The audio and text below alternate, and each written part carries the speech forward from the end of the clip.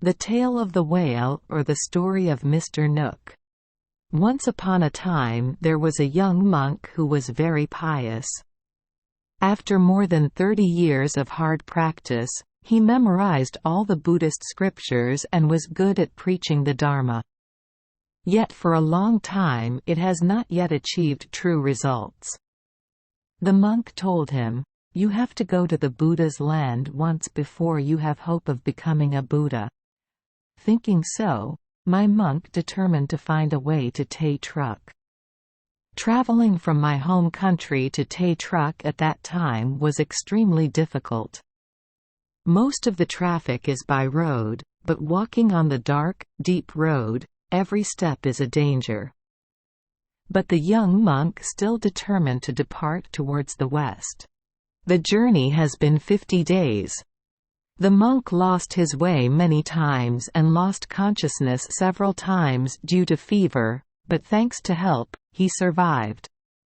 Once his illness was over, he continued his journey. One day, it was afternoon when he arrived at a forest. He tried to walk quickly to find a place to rest because he felt cold inside.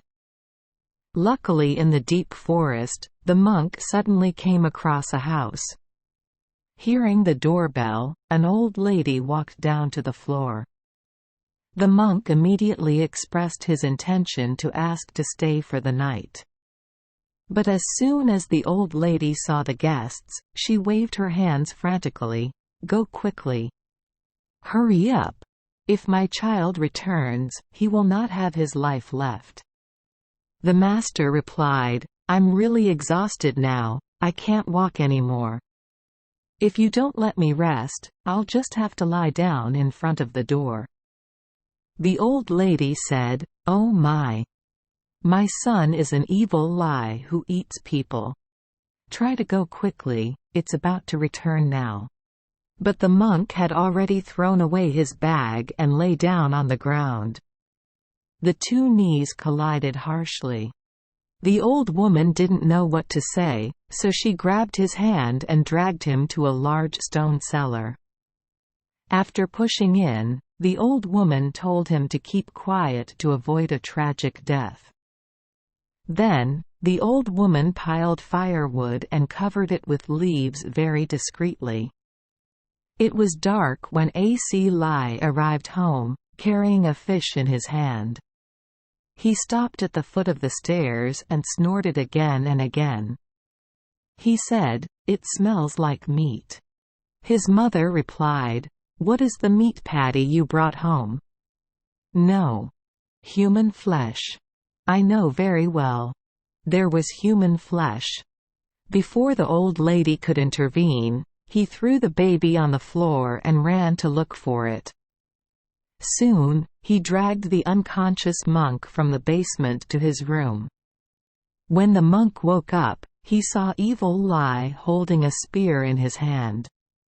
He shouted, "Where are you going?" The monk looked closely and saw that he was no different from ordinary people, so he calmly replied, "I'm looking for Buddha." "What's the purpose of looking?" The monk then clearly stated his purpose. Then, all the time, the monk explained the path of compassion to him. The monk talked and talked and talked, recounting the many hardships along the way, and his ultimate wish was to see the Buddha's face so that the Buddha could attain righteous fruition.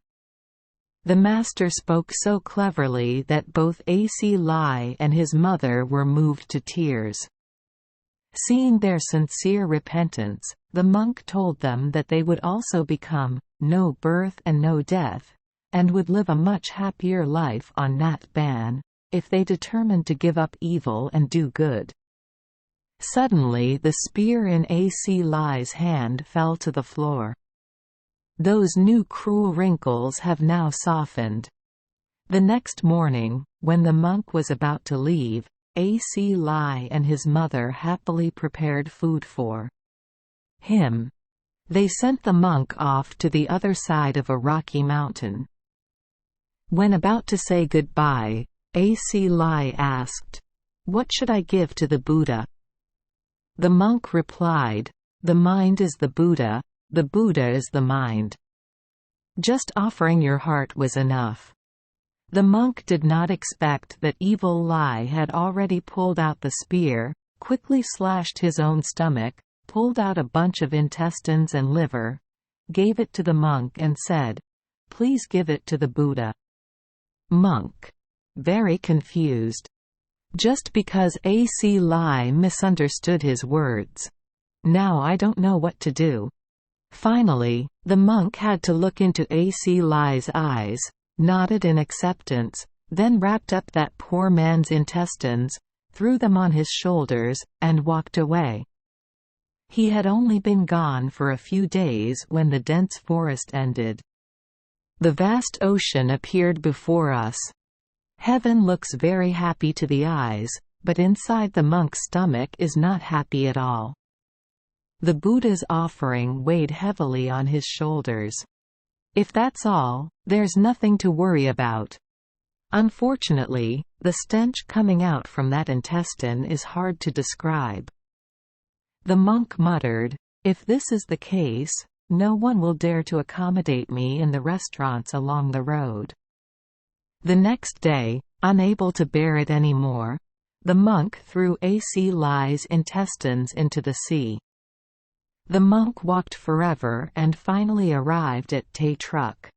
But when he prostrated himself in front of the Buddha platform and expressed his wonder why he had not yet attained enlightenment, suddenly a voice echoed down from the high hall and told him, "There is one more thing missing to achieve true fruition." The monk was very surprised and tried to raise his eyes a little. High above, the monk saw two people who looked like A.C. Lai and his son. The monk suddenly understood everything. His lack of sincerity and dedication was clear. As for A.C. Lai's mother and son, they have now attained enlightenment thanks to a quick and sincere enlightenment. The monk lay in bed for a long time, his heart filled with shame. The monk then returned to his old place to regain his composure. Even though the sea was vast and deep, the monk still tried to dive in the hope of seeing the gift to Buddha that evil Lai sent him. The monk thought that only by doing that would he dare look back at A.C. Lai's mother and son and hope to get close to the lotus seat of the Buddha. The monk swam up and down forever. Afterwards, the monk transformed into a fish that people still call hihi, one, also called dugong or in some places called monkfish. Because to this day, every fish in that fish's lineage has a bald head like a monk's and still does the work of a monk, meaning they go in droves, diving in and out without stopping. These people fishermen also say that dolphins hate people who tease them. Whoever teases them means bringing up the old stories of their ancestors. They will sink the boat and tear the net. On the contrary, if anyone praises and cheers, they will dive and resurface many times for you to see, too. Archaeology. The above story circulates in the South. The people of the North tell this story with the same content but a different name. That is the legend of the pied bird. A nun was a true monk, fasting and reciting Buddha's name for many years without attaining enlightenment. One day, the monk decided to go to Tay Truck to ask Buddha why. After several months of traveling day and night, one day he came to a deep forest. It was late afternoon and his strength was exhausted. Luckily, the monk saw a house on the side of the road. Hearing a knock on the door, a woman came out and quickly waved her hand, telling the customer to hurry up or her child would be eaten.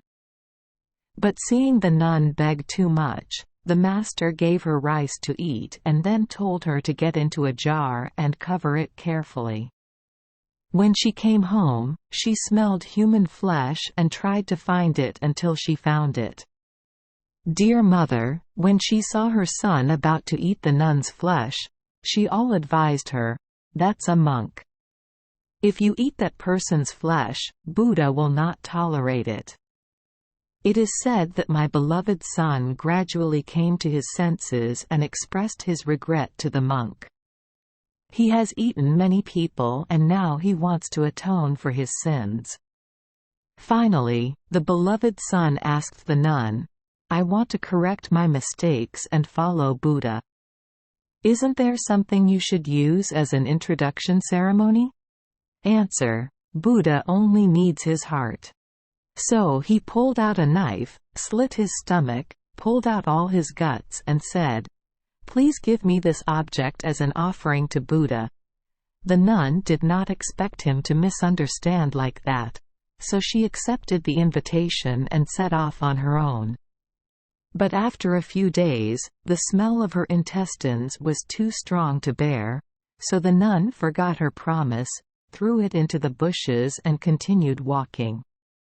Arriving at Tay Truck, when the monk came to perform the ceremony, the Buddha on the lotus throne said, "One more thing is missing to achieve true fruition."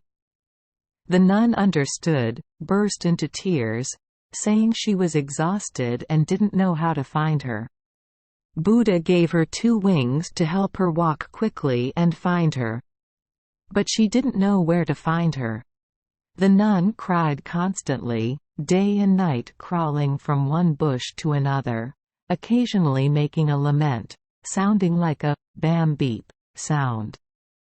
I couldn't find it, but I kept looking. Then the monk transformed into a type of bird with a black head, brown body, and blood-red eyes, which people called a bumblebird. That is the shape of a nun with a black turban on her head and an old brown cloth robe. Red eyes are caused by crying a lot. 3.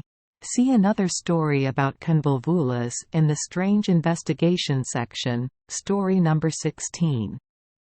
The story The Legend of the Pagoda's Lantern also has the same content as the 2 stories above.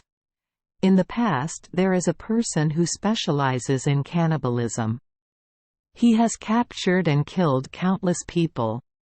Although cruel and immoral, he worships his mother very filially. One day, a monk went there to collect donations and was captured by him. When he was about to kill the meat, his mother came out to ask for the monk's help.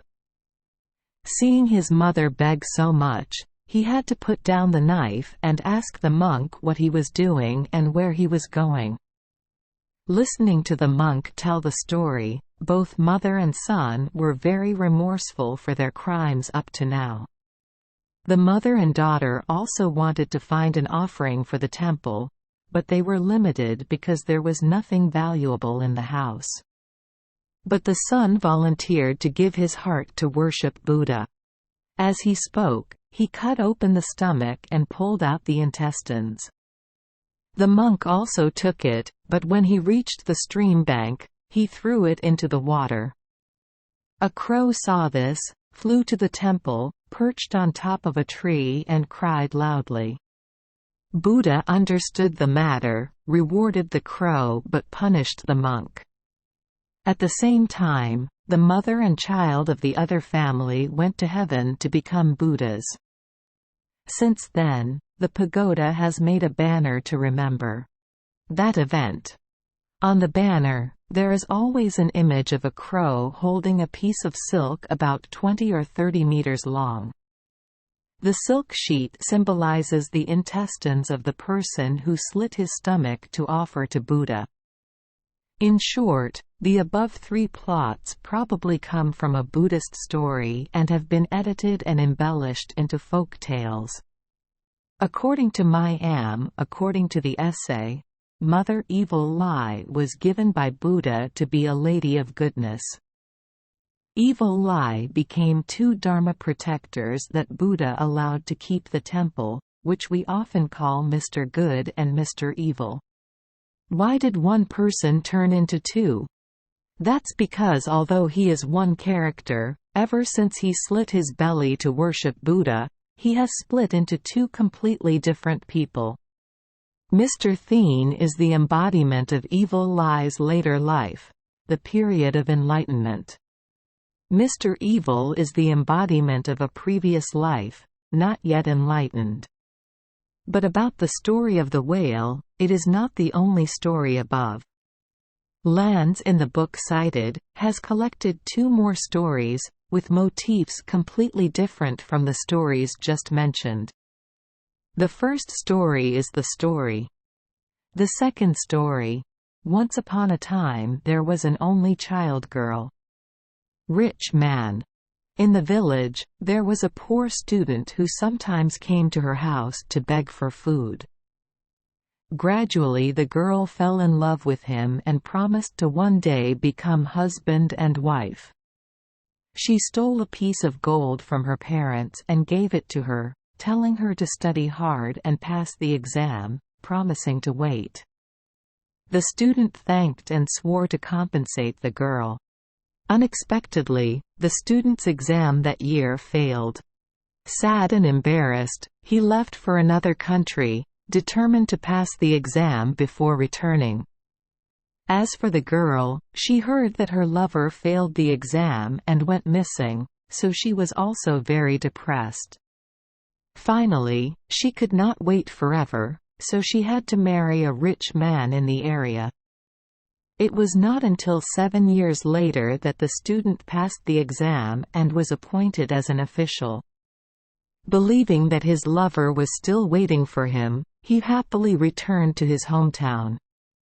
When he learned that she was married, he decided not to see her anymore. As for the woman, when she heard that her ex-lover had passed the exam, she intended to find him. She was probably still loyal to her old vow. Left her husband and went to her ex's house. The guy welcomed me very kindly, but when he heard the old wish repeated, he replied, "It's okay for you to come to visit me, but it's not okay to come to marry me. Go back to your old husband. A woman cannot have two husbands." Not expecting such an answer, the woman was so embarrassed that she replied, "I thought you still remembered your old wish, so you left your husband to come see me. Now I have no face to return." He then jumped into the river to commit suicide and turned into a dolphin. It is said that when a fish floating on the water sees the sky, it feels ashamed of the sky and has to dive down to hide it. But when it goes into the water and sees the earth, it feels ashamed of the earth and has to float up. Therefore, fish became accustomed to diving and rising without stopping. Story 3:5. A king had two girls. The girl's name is Kai. Her beauty is stunning. Many neighboring princes came to ask, but they all refused. She only loved a poor boy who was studying in the capital at that time, named An Lin. The two only swore an oath to marry each other after An Lin passed the exam. Seeing Kai refuse, the neighboring princes were angry and sent soldiers to take revenge. The king sent the prince, Kai's father, to attack, and in the end he was able to suppress it. Lin passed the exam with high marks, and was praised by the king and given a precious ring with a riddle engraved on it. The king said that if he could preach, he would marry the princess and make him a high-ranking mandarin. Seeing the zigzag handwriting, An Lin did not understand anything. After meeting a beggar, he gave the old man a lot of money, and thanks to that, the old man taught him. The king complied with his wish, made him the head of the court and married the princess. For him. Because the king has no sons, whoever marries the princess will inherit the throne. Knowing that, An Lin quickly broke her old promise to Kai and accepted the king's offer. Kai, disappointed, jumped into the river and committed suicide. The Dragon King loved her and turned her into a whale. Nowadays, the fish still retains the shape of a jilted girl in that it tries to pair her breasts like a girl's and has a loud cry like the moan of a woman crying for her fate. Noteworthy episode: Monk met a cannibal goblin, but was saved from death by the goblin's mother, etc. This episode is quite common in some Western fairy tales, although each place incorporates a different plot. The story of the 3 golden hairs of the demon lord of France, Belgium, Germany, Italy, etc. is one of those stories. See Strange Investigation, No. 136, Volume 3, The Story of the Poor People and the Jade Emperor. The Russian story The Prince and the Wolf's Brother-in-Law also has this series of episodes. A prince has a brother who is very afraid of his wife and is often abused by his wife. Every time he saw his sister-in-law forcing his brother to do something difficult, the prince often went back to ask his wife, the sister of the wolf god who turned into a human, for help. The third time, the sister-in-law forced the brother to find the sword of the divine wolf. The prince went to the wolf god's house. The divine wolf's mother helped the prince hide in a hidden place so that when the divine wolf returned, he would not be eaten. The magic wolf came back and smelled the human scent and asked his mother, "It's been a long time since I've eaten human flesh, please give me some meat to eat." The mother said, "There are no people, you fly everywhere, so there is a human smell." The wolf god searched for a while but couldn't find anything, so he lay down to rest. When she saw that the child had calmed down, the mother brought the prince out. But the divine wolf still wanted to eat meat.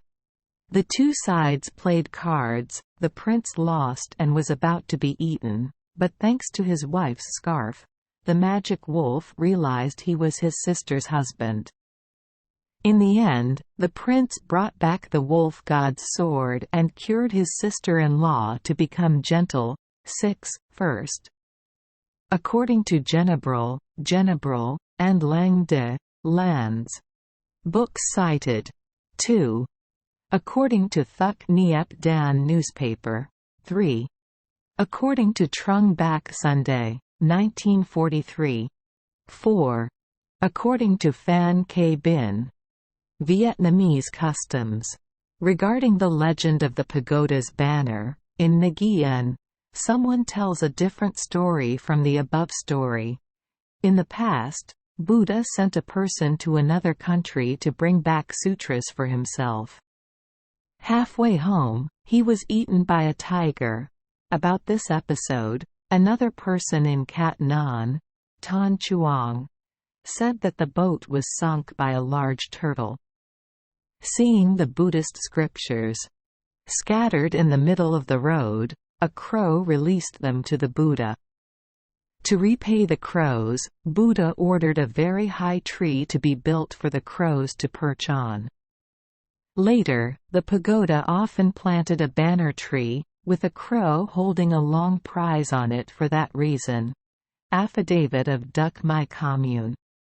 5. Jam Mo, Jamis. Memories of Annam. 6. According to Russian folk tales, translated by Nguyen Hai Sa. Thank you for joining us for today's fairy tale. We hope these stories bring joy and meaning to your day. If you love our channel, please hit the subscribe button so you won't miss any exciting tales. Wishing you a good night and sweet dreams. See you in the next story.